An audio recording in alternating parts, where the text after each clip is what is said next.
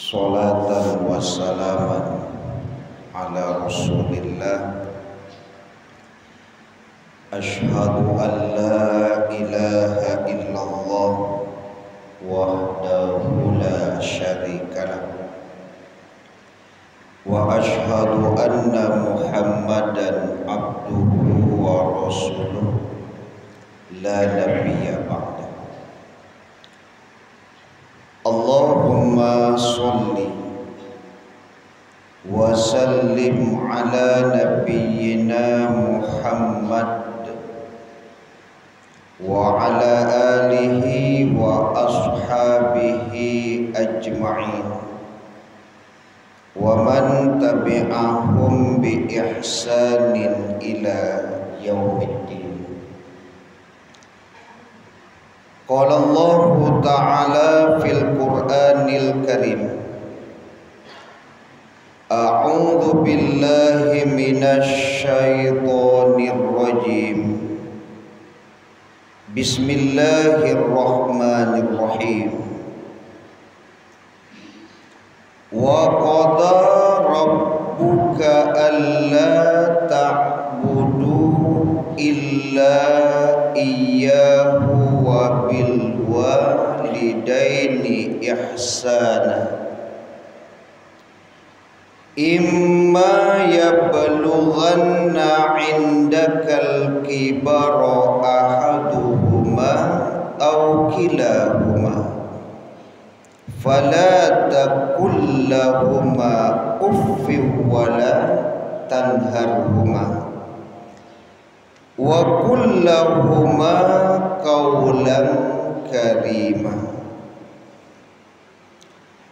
Dan Tuhanmu telah memerintahkan agar kamu jangan menyembah selain Dia,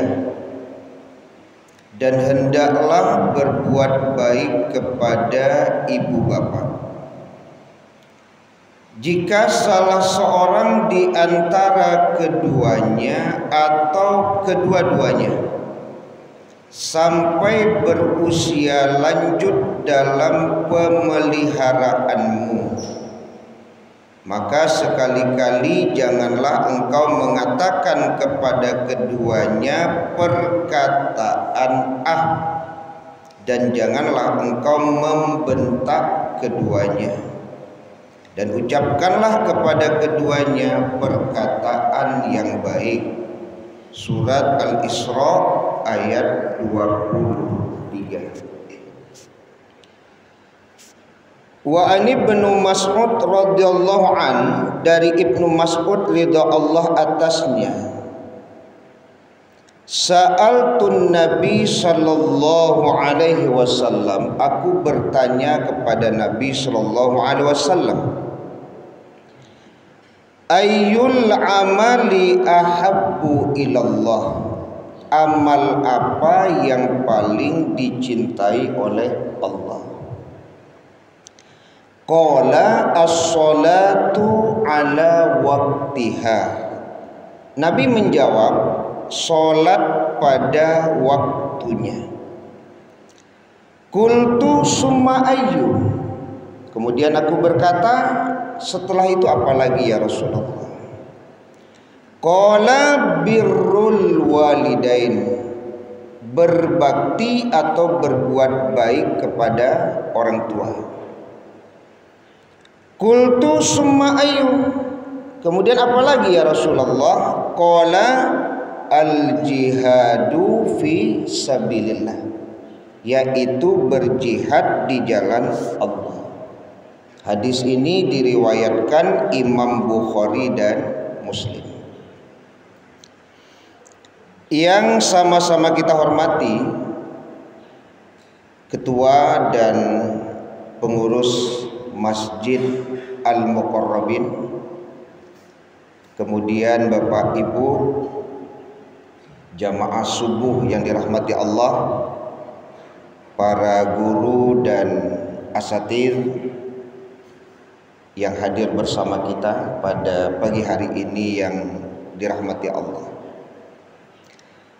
Alhamdulillah, puji syukur kehadirat Allah Subhanahu wa taala atas limpahan taufik dan hidayah Allah.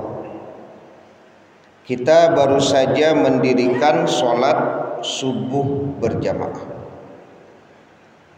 Kemudian selawat dan salam kepada Nabi kita Muhammad sallallahu alaihi wasallam, keluarga beliau, sahabat beliau, pengikut-pengikut beliau yang mengikuti beliau dengan ihsan sampai hari kemudian. Semoga kelak di hari kiamat kita mendapatkan syafaat dari Rasulullah sallallahu alaihi wasallam. Amin ya rabbal alamin. Bapak Ibu jamaah yang dirahmati Allah, hadis yang kita baca di awal tentu tidak asing lagi karena sering dibahas oleh para mubaligh dan asatidz tentang 3 amal yang paling dicintai Allah. Ya.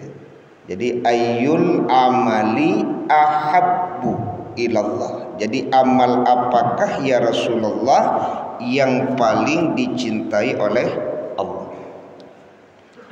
Semoga dengan mengamalkan amalan-amalan tersebut kita menjadi pribadi yang juga paling dicintai pada Allah.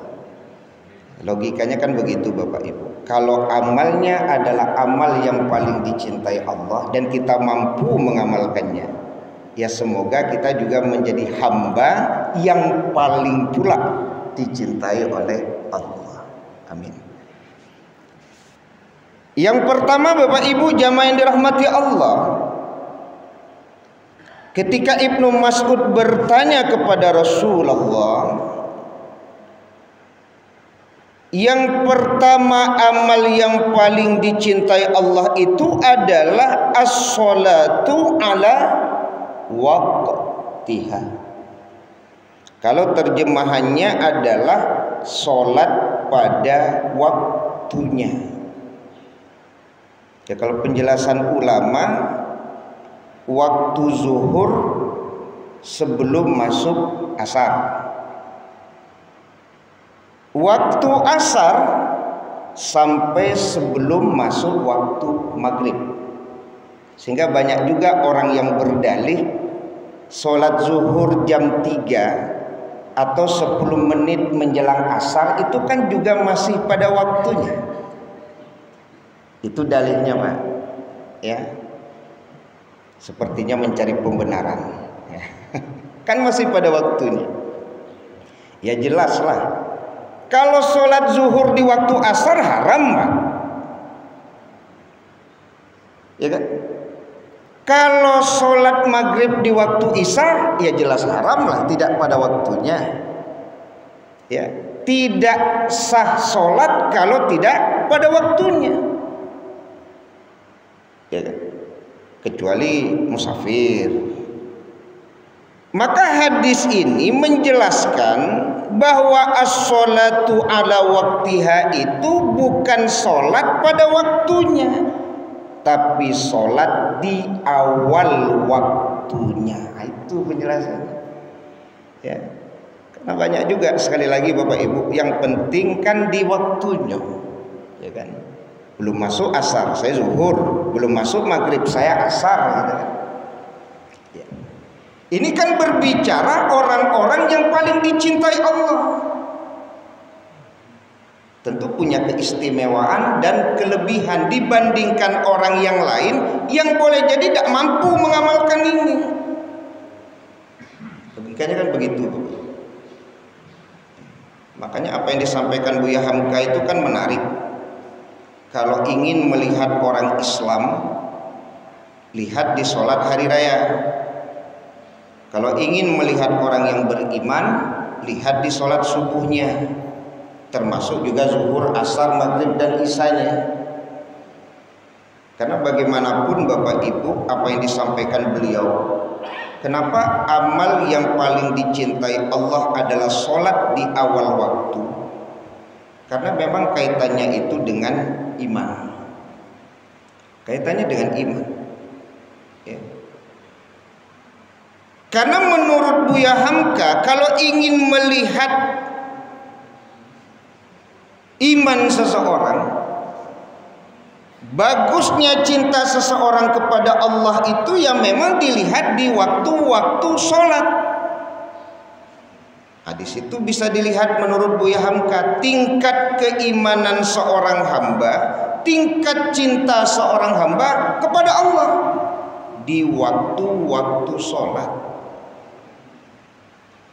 Makanya kalau azan berkumandang kemudian dia menghadiri sholat, berarti cintanya kepada Allah ada. Makanya amal yang paling dicintai Allah sholat di awal waktu, karena sholat di awal waktu ada hubungan dengan cinta kepada Allah. Dan dengan cinta kepada Allah itu Bapak Ibu, berarti kita tidak membuat tandingan bagi Allah. Fala taj'alu lillahi andadan. Maka janganlah engkau jadikan bagi Allah tandingan-tandingan. Ya. Kan itu yang disampaikan Ibnu Taimiyah.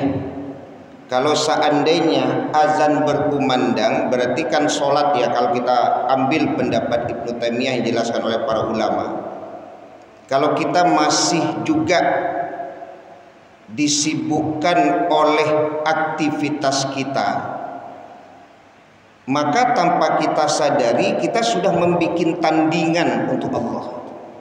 Itu yang dipahami ulama dari pendapat Ibnu Taimiyah itu. Ya.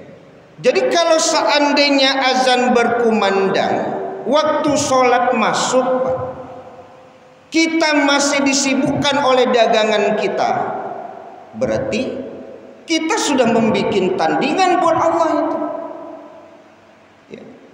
Kalau kita masih disibukkan dengan aktivitas kita, maka kita berarti membuat tandingan bagi Allah. Makanya sholat di awal waktu itu amal yang paling dicintai Allah, karena menunjukkan bahwa dia tidak bikin tandingan untuk Allah, tidak ada, hanya Allah itu dia. Kalau dia awak kan membuat tandingan, kau yang tidak tahannya. Ya. Tandingan-tandingan ini yang kita bikin. Nah, jadi Bapak Ibu jamaah yang dirahmati Allah Subhanahu wa taala. Ya. Kalau kita baca juga di surat Al-Anfal kan jelas Bapak Ibu, bahwa ciri-ciri orang yang beriman itu kan innamal mu'minuna alladzina idza dzukirallah wajilat qulubuhum. Sesungguhnya orang-orang yang betul-betul beriman itu apabila disebut nama Allah memang bergetar hatinya. Ya, kadar iman itu kan getaran hati itu. Makanya kalau ada sebuah keluarga ketika azan berkumandang sibuk seluruh anggota keluarga apa? Suami bangkit ambil wudhu, anak lari Pak ambil sarung, istri siap untuk sholat. Memang begitu Pak. Di waktu sholat itu keluarga itu memang harus sibuk semuanya, sibuk mempersiapkan diri untuk menghadap Allah Pak. Sehingga ada ditandoi tetangga aku, asalkan waktu sholat pintu itu berbunyi Pak, tetut tetut. Ini pintu lah, pintu lamo. Tapi memang tampak Pak, setiap waktu sholat pintu berbunyi, aktivitas jelas menuju masjid. Wah ano asalkan maghrib lah sampai di rumah Pak, isya haniang saya, apalagi subuh haniang saya. Ya Bu ya, coba bayangkan waktu sholat masuk Pak, yang suami bagolek ya baru, yang istri main HP ya baru, anak masih di kamar tak punya kerajaan. Tidak ada nampak geliat yang menunjukkan bergetarnya hati ketika azan dikumandangkan. Tidak ada nampak geliat getaran hati itu Pak di saat waktu sholat masuk ke hati. Semoga Bapak Ibu kita memiliki keluarga di saat waktu sholat masuk itu Pak, memang heboh rumah itu. Saya di kamar mandi capek lah aja, kamar orang berkuah aja. Hebat itu Pak, luar biasa. Tunggu Pak, sebentar sama awak jangan. Oh luar biasa Pak. Karena getaran hati itu yang terbangun Pak. Itu dari mana asalnya kalau bukan dari iman Pak. Itu yang iman. Maka yakinlah Bapak Ibu, mereka yang menjaga sholatnya di awal waktu, keluarga yang menjaga sholatnya di awal waktu adalah seseorang dan keluarga yang masuk dalam kategori paling dicintai oleh Allah Subhanahu wa Ta'ala, paling dicintai. Ya. Nah, jadi Bapak Ibu jamaah dirahmati Allah Subhanahu wa Ta'ala, ya. Ayyul amali ahabbu ilallah. Maka jawaban Nabi yang pertama dari pertanyaan Ibnu Mas'ud itu adalah as-salatu ala waktiha. Kalau kita pernah Bapak Ibu membahas hadis ketika Abdullah bin Ummi Maktum meminta keringanan kepada Rasulullah itu, ya, laisa liqa'id yaquduni ilal masjid, kan itu. Ya Rasulullah, tidak ada seorang pun yang mengarahkan atau membimbingku ke masjid karena beliau buta. Farakhasalahu. Pada awalnya kan dikasih keringanan oleh Rasulullah Pak. Falamma wallada'ahu, ketika Ummi Maktum berjalan, kemudian dipanggil lagi oleh Rasulullah. Apa pertanyaan Nabi? Hal tasma'un nida, apakah engkau mendengar suara azan? Na'am, aku mendengar. Fa'ajib, maka penuhilah. Artinya apa? Dengan memenuhi panggilan azan, berarti seseorang menjaga diri untuk bisa sholat di awal waktu. Kan begitu ya Bu ya. Sulit sepertinya untuk bisa menjaga sholat di awal waktu kalau tidak memenuhinya ke masjid. Akan sulit ya. Jadi kalau orang-orang yang membiasakan sholat di rumah, sepertinya Bapak Ibu kita merasakan juga sulitnya untuk menjaga sholat di awal waktu, kecuali kalau di masjid dan berjamaah ya. Maka bahasa fa'ajib, penuhi, itu membantu kita untuk bisa sholat di awal waktu. Di awal waktu.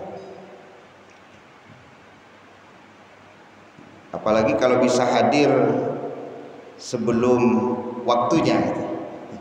Kali ini kan sholat di awal waktu, hadir sebelum waktunya gitu. Kemarin ada seorang bapak berkumpul-kumpul dengan bapak-bapak lainnya Pak. Memang kalimat beliau agak membuat terkejut juga teman-teman yang lain.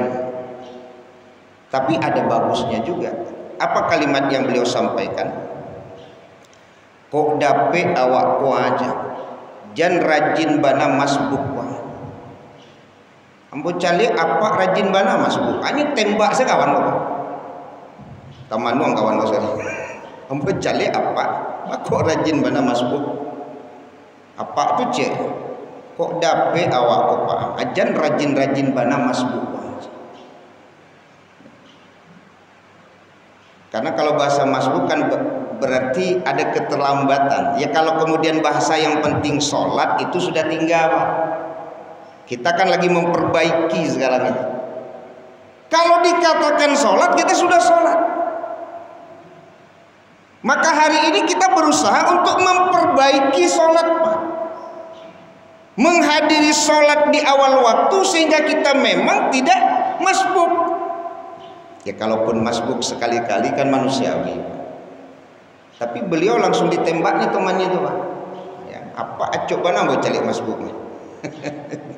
Makanya dulu pernah mau sampaikan ke Pak sampai ada orang Pak bergelar Pak Masbuk. Karena hobi masbuk. Ya. Kenapa masbuk?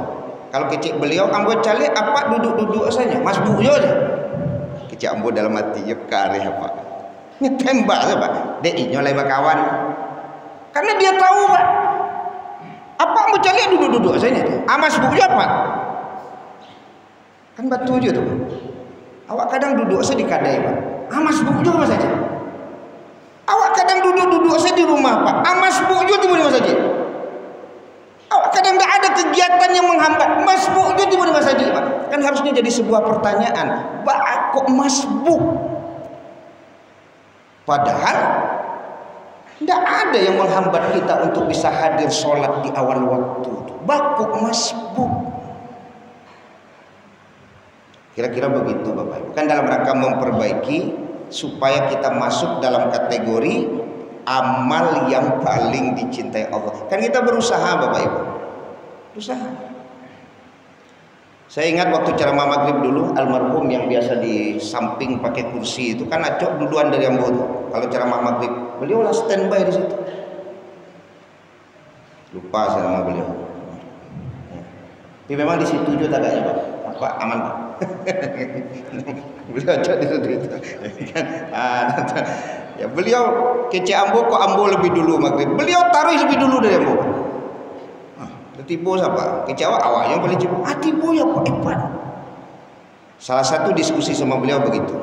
Mudah-mudahan Ustaz bisa juawa gitu kan. Tarikh menjaga waktu sholat, bisa hadir sebelum azan. Itu yang sampai beliau tuh Pak. Karena ada bisa menghadiri sholat sebelum waktunya itu. Ya. Makanya Bapak Ibu jamaah yang dirahmati Allah Subhanahu wa taala, istilah 3 in 1 itu kan. Dan memang ada juga pertanyaan, kalau dengan sholat sunnah 2 rakaat ya itu bisa untuk 3 niat. Syukrul wudu, tahiyatul masjid, sholat sunnah sebelum sholat wajib, anggaplah zuhur atau subuh. Itu kan 3 in 1 yang memang ada pendapat ulama. Cuman bagaimana mungkin ini berlaku bagi orang yang memang hobi telat ke masjid Pak? Ini memang hobi benar telam baik. Dari tadi duduk-duduk saya. Atau ini teragak jo sekali sholat 2 rakaat 3 dapat Pak. Itu yang kalamak dinyo. Kecuali karena sesuatu hal yang membuat dia terlambat 2 rakaat sebelum zuhur, pendapat ulama itu sudah mendapatkan juga dia syukrul wudu dan tahiyatul masjid. Tapi kalau orang yang memang menyengajakan diri terlambat terus pengennya dapat 3 dengan 2 rakaat, sepertinya memudah-mudahkan. Itu pendapat ulama. Ya kan? Atau dibalikan ke awak talambek ke masjid dek gara-gara ada kegiatan tidak bisa ditinggal atau memang hobi talambek. Ya kalau ingin dapat 3, yang utama tuh memang bisa ketiga-tiganya, itu yang lebih utama. Datang cepat, bisa tahiyatul masjid, bisa syukrul wudu, bisa sholat sunnah 2 rakaat sebelum sholat wajib, itu dapat semuanya. Bapak Ibu jamaah yang dirahmati Allah Subhanahu wa taala. Jadi ayyul amali ahabbu ilallah, amal apa yang paling dicintai Allah? As-sholatu ala waqtiha. Ya, sholat di awal waktu. Dan kalau berbicara Bapak Ibu, tuntutan di dalam Al-Quran itu tidak ada mengerjakan sholat. Yang ada di dalam Al-Quran itu adalah mendirikan sholat. Aqimis sholata liduluki syamsi ila ghasaqil laili. Kan aqimis sholata alladzina yuqimuna sholat, yaitu orang-orang yang mendirikan sholat. Bapak Ibu baca pendapat-pendapat ulama siapa yang disebut mendirikan sholat itu. Salah satu yang disebut mendirikan sholat adalah orang yang memelihara waktu-waktu sholat. Itulah yang mendirikan sholat. Kalau yang terlambat masuk dalam kategori lalai dia Pak. Tidak disebut mendirikan sholat dia. Makanya kan ada pertanyaan tentang fawailul lil musallin, siapa orang yang disebut melalaikan sholat. Ada jawaban, takhirus sholat, mereka yang suka mengakhirkan waktu sholat dari waktu yang awal. Berarti kan tidak mungkin Bapak Ibu, seseorang yang dinilai lalai, seseorang yang dinilai mengakhirkan sholat, kemudian dikatakan mendirikan sholat. Tidak mungkin. Maka tuntutan di dalam Al-Quran bukan mengerjakan sholat. Tuntutan di dalam Al-Quran adalah mendirikan sholat. Dan orang yang mendirikan sholat itu adalah mereka yang menjaga waktu-waktu sholatnya di awal waktu, baru disebut mendirikan dia. Nah, itu yang harus kita jaga Bapak Ibu, bahasa mendirikan sholat. Karena kalau mendirikan sholat, sekali lagi kaitannya adalah memelihara waktu-waktunya itu. Bapak Ibu jamaah yang dirahmati Allah Subhanahu wa taala, termasuk kalau kita baca di surat Ibrahim itu kan doanya jelas, Rabbi ja'alni muqimas shalah. Adakah Bapak Ibu membaca doa itu? Agar kita diberi hidayah oleh Allah untuk mampu menjadi orang yang mendirikan sholat. Karena mendirikan sholat tidak bisa hanya dengan ikhtiar manusia semata, kalau bukan karena hidayah dari Allah. Ya, berapa banyak orang yang punya waktu, punya kesempatan, badan sehat Pak, tapi tidak bisa sholat di awal waktu. Dengan sebab apa? Hidayah tidak dapat. Maka doa tadi itu menjadi sebuah keniscayaan itu. Rabbi ja'alni muqimas shalah wa min dzurriyyati. Wahai Tuhanku, jadikan aku orang yang mendirikan sholat dan juga keturunanku. Ya. Makanya ada perkataan seorang bapak, ambu Ustadz bukan apa-apa. Memang gaya ambu tidak pernah mengajak ambu ke Mas Haji, tidak pernah. Lain tidak dituntut lo awak di anak besok. Awak rajin ke Mas Haji, tapi anak tidak pernah dibawa ke Mas Haji Pak. Karena saya pernah mendengar seorang bapak bilang, ambu Ustaz tidak pernah diajak gaya ke Mas Haji. Jangan-jangan nanti kita dituntut Pak, rajin ke masjid, anak tidak pernah dibawa ke Mas Haji. Anak bujang loh, lah gadang loh Pak, lah SMA loh, lah kuliah, tidak pernah dibawa ke masjid. Ya. Doanya jelas, Rabbi ja'alni muqimas shalah wa min dzurriyyati. Apa tanggung jawab kita dalam hal mendirikan sholat ketika itu tidak kita lakukan terhadap anak dan keturunan kita? Dan saya pernah mendengar itu soalnya Pak, ambu ya tidak pernah diajak digaya itu. Jadi sepertinya ada bahasa apa itu? Bakon tidak diajak ambu digaya ke Mas Haji. Ya, mudah-mudahan beliau tidak menyalahkan orang tuanya, tapi kan ada bahasa seperti itu. Ambu tidak pernah diajak. Ya. Semoga bapak-bapak, ibu-ibu ya kan, yang punya anak, ya tentu kita ajak pula lah agar anak-anak kita itu mampu mendirikan sholat di awal waktu berjamaah, berjamaahnya di masjid.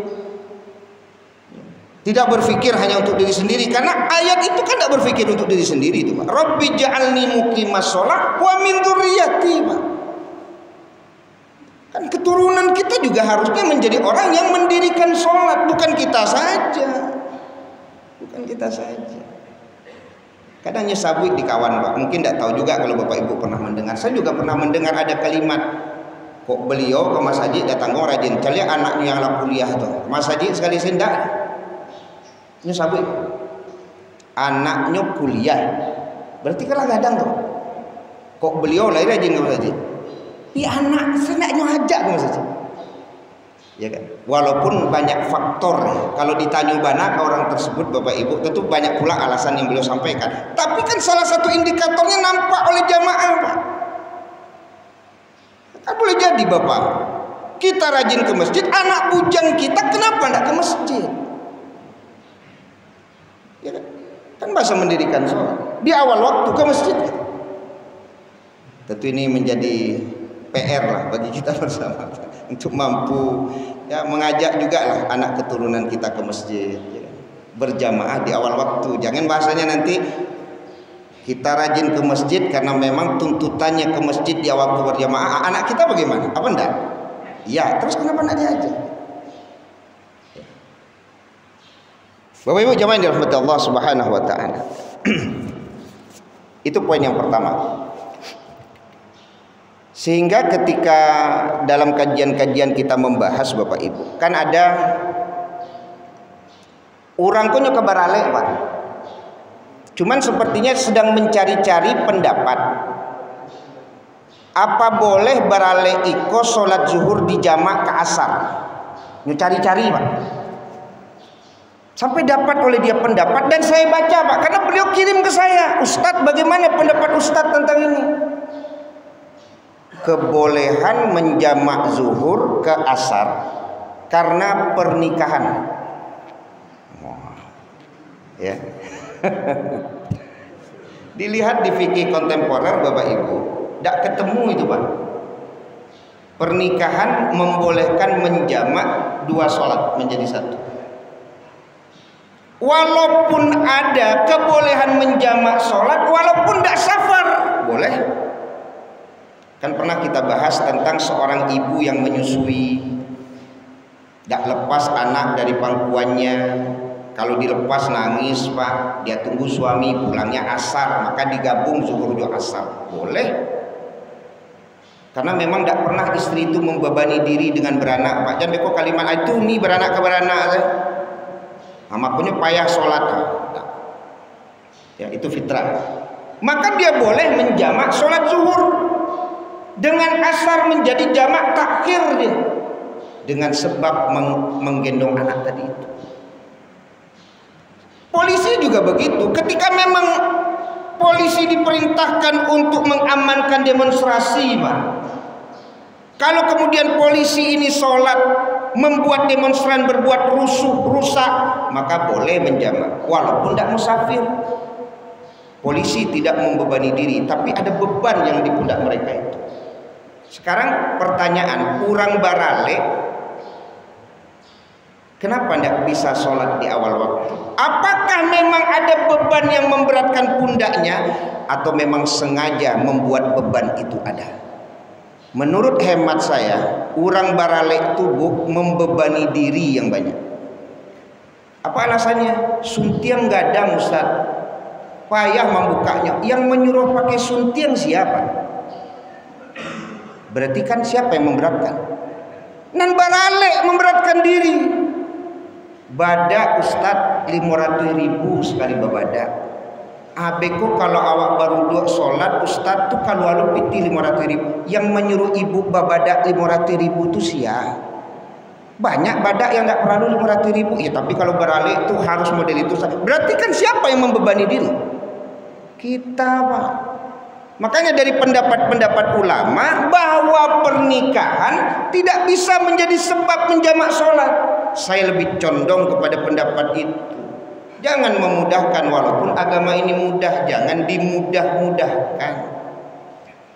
Sholat di awal waktu itu. Ya. Jadi Bapak Ibu jamaah dirahmati Allah Subhanahu wa taala. Yang kedua adalah birrul walidain. Bahwa amal yang paling dicintai Allah itu adalah berbuat baik kepada orang tua. Birrul walidain. Ya. Setiap kita pasti punya orang tua. Tapi memang yang disebut di surat Al-Isra ayat 23 itu ya, terkhusus bagi anak yang orang tua dalam pemeliharaannya. Mohon maaf Bapak Ibu yang hari ini merantau, yang orang gaib tak beliau, anak masuk dalam betul. Jadi orang-orang yang memelihara orang tuanya itu punya nilai khusus di sisi Allah Pak. Imma yablughanna indakal kibara. Ya kan? Ketika orang tua dalam usia lanjut berada dalam pemeliharaanmu. Awak dirantau pulang sekali setahun loh ya Pak.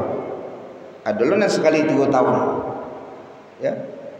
Rasa happy jadi dirantau. Rasa tidak ada masalah jadi dirantau.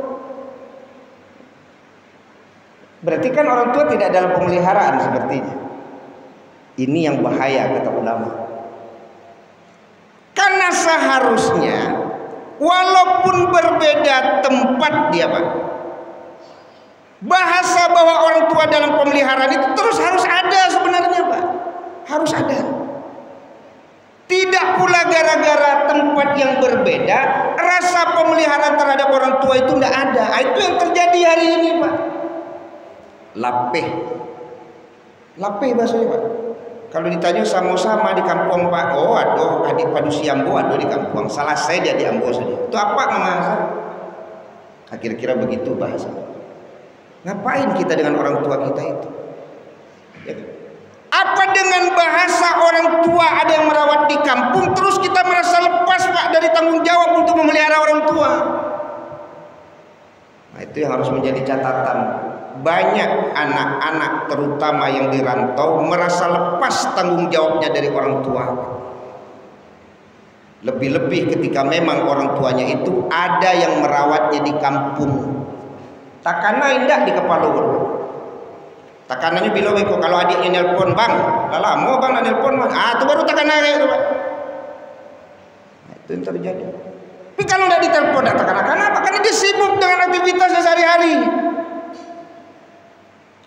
Jadi birrul walidain ini yang harus hati-hati, kata ulama. Dia tidak pernah berkata kasar kepada orang tuanya. Dia tidak pernah membantah orang tuanya. Yubilo lo ke membantah. Kayak di kampung awak di rantau, awak pernah dibantah. Kita tidak pernah berkata kasar kepada orang tua. Apa mau dikata kasar? Sekali-sekali nelponnya mau. Sekali nelpon itu tidak masalah.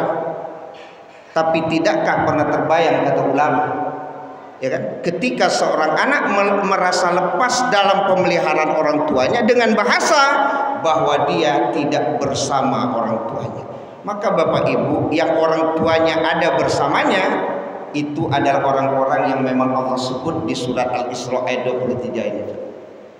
Jadi melihatnya jangan dari sisi kesalahan. Kan ada sebagian bilang atuh nyok kalau induk ko dalam pemeliharaan awak jago mului santiang bananya mengecek muda tu. Tak tahu di nyopak 2 kali 20 jam gaik ko di beliau, Pak. Ya kan? Berbulan-bulan gaik ko di beliau. Kalau ada orang yang sekali lagi Bapak Ibu di rantau mampu menjaga, itu tidak ada yang luar biasa karena di rantau. Makanya saya sampaikan dalam kajian, ketika ada seorang abang pulang kampung lah bertahun-tahun tidak pulang, Pak. Nyocalik gaik ko kalau tua renta, Pak. Nyocalik lo adiknya begitu sibuk mengurus ibunya. Keceknya. Iko nan ko kerajaan setiap waktu. Ayo bang, itu abang, cok-cok laku.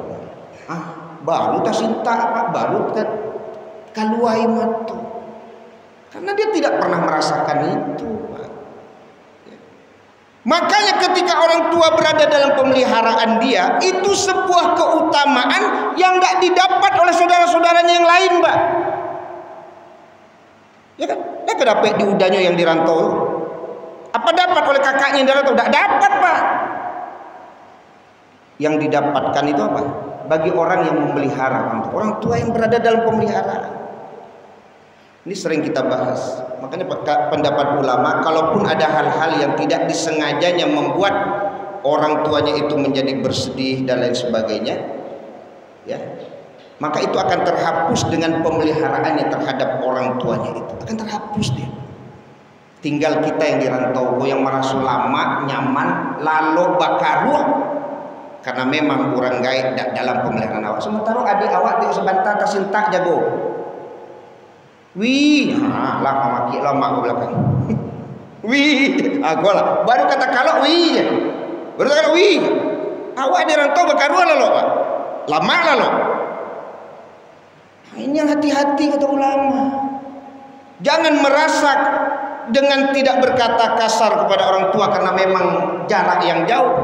Jangan kemudian berpikir karena tidak membentak orang tua karena memang yang terpisah, menganggap kita lebih baik dari mereka yang orang tuanya dalam pemeliharaannya. Main itu, Pak. Itu yang terjadi hari ini. Apalagi anak laki-laki, ya, karena di Minang matriarkat sanang nyegaiknya tidak dinyol, nyegaiknya anak produksi, nyegaik kok memang tidak lo mau anak laki-laki. Kalau matriarkat kan kalau ditampai anak laki-laki tidak bisa lama-lama, 3 hari pulang. Maka jangan kemudian kita para laki-laki merasa senang dengan itu, Pak. Ya kan? Seolah-olah lepas. gae jo anak padusi, dak jo awak anak laki-laki. Nah, merasa lepas itu bahaya kan gitu. Ini kalau saya pahami dari pendapat ulama tadi, karena banyak anak-anak yang ketika berpisah dia dari orang tuanya, rasa lepas dari tanggung jawab terhadap pemeliharaan orang tua itu banyak terjadi, Pak. Jadi Bapak Ibu jamaah yang dirahmati Allah Subhanahu wa taala. Jadi makna indaka itu ya. Nah, jadi birrul walidain. Ya, berbakti kepada orang tua baik perkataan ataupun perbuatan, Pak. Makanya apa yang disampaikan Imam Syafi'i itu kan banyak di sosial media. Ya. Berbantahan dengan orang tua walaupun hanya masalah sendal jepit tak boleh. Itu kalau berbicara tentang berbakti pada orang tua. Bahkan membuat orang tua menjadi takut. Ya, menjadi takut. Itu juga wujud sebuah kedurhakaan. Ya. Saya bertemu dengan seorang bapak, memang ini pula lah Bapak Ibu. Beliau tinggal dengan anaknya kan. Yang namanya orang tua sekali lagi kan ingin dekat dengan anaknya. Tapi beliau tidak pula pernah menyampaikan kepada anaknya. Cuman ketika terjadi diskusi, apa kata beliau? Ambo Ustaz, kani hari ya kan itu. Ya tinggal di tampai anak padusi. Tapi Ustaz, ambo de ingin dake jo anak. Ya ambo tahan jo hari anak aja. Itulah bahasanya, namanya orang gaya. Ya. Artinya yang namanya orang tua itu ingin di dekat anaknya. Ya. Sehingga hal-hal yang boleh jadi Pak menyakiti hati orang tua itu memang ditahannya saja. Itu pula nanti bagi Bapak Ibu yang orang tua berada dalam pemeliharaannya. Karena memang kalau Bapak Ibu ya sebagai orang tua kan merasa juga tuh, Pak. Ketika berada di rumah anak lalu ada tersinggung, itu untuk mengatakan kepada anak itu kan hal yang berat juga. Jangan sampai nanti membuat anak merasa tidak nyaman sementara ini tinggal jo anak tadi itu Pak. Makanya banyak orang tua ini menurut yang kita dengar ya, itu lebih suka menahan apa yang dialaminya di rumah daripada harus mengutarakannya karena khawatir keadaan rumah tangga anaknya itu menjadi goyang kalau dia sampaikan, menjadi tidak nyaman. Sehingga memang banyak orang tua yang lebih menahannya Pak, lebih menahan. Dan terakhir yang pernah saya sampaikan Bapak Ibu, apa yang disampaikan Ustaz Abdul Somad itu memang betul terjadi itu, terutama anak laki-laki Pak. Ada anak laki-laki yang memang sebenarnya dia ingin merawat orang tuanya di rumah, tapi dia tidak mau. Kenapa? Karena istrinya Pak tidak bisa menerima keberadaan ayah ibunya itu di rumah. Dan ini banyak kejadian. Istrinya kalau dinyo jangan ragu lah, apa juama bisa, cuman bini yang bawa. Berapa banyaknya anak laki-laki yang sebenarnya bisa merawat orang tuanya, tidak jadi merawat orang tuanya karena istrinya Pak.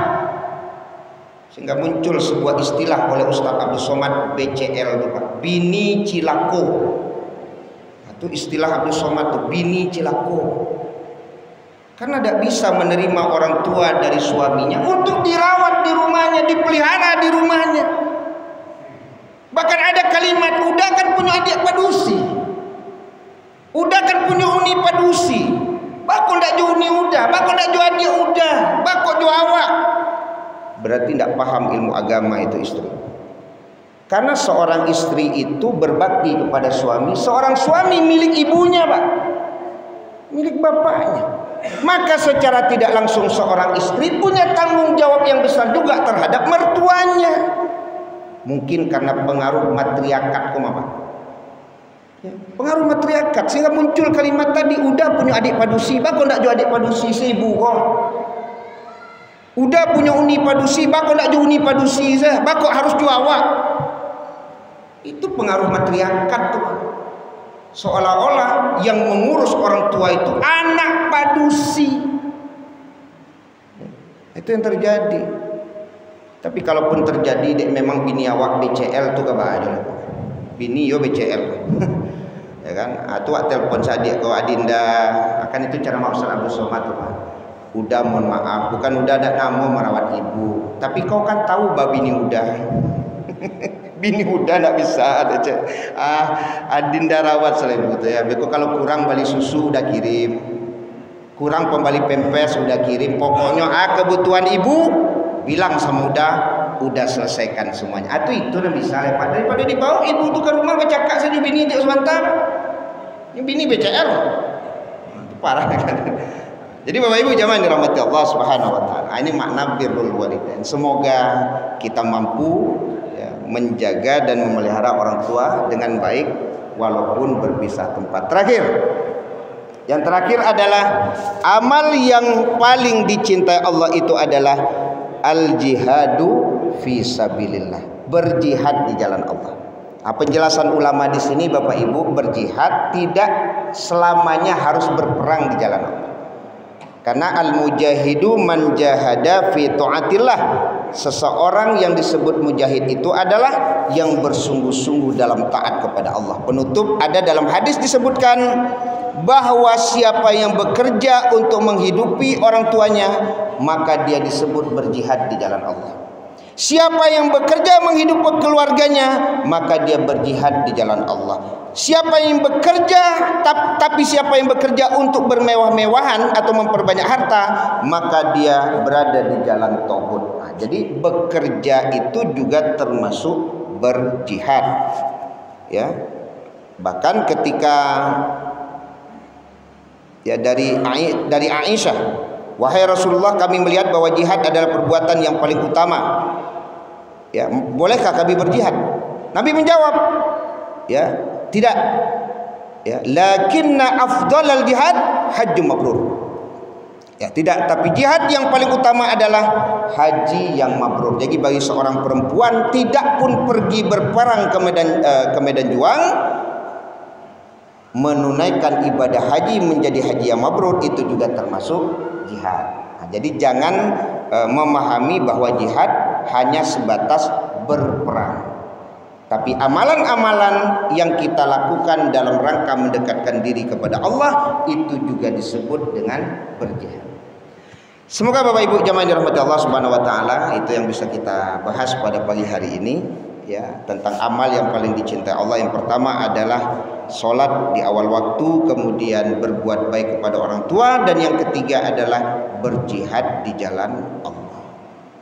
Saya pikir cukup Bapak Ibu. Ada diskusi dan tanya jawab? Pas. Semoga bermanfaat. Subhanakallahumma bihamdika asyhadu an la ilaha illa anta astaghfiruka wa atubu ilaik. Wassalamualaikum warahmatullahi wabarakatuh.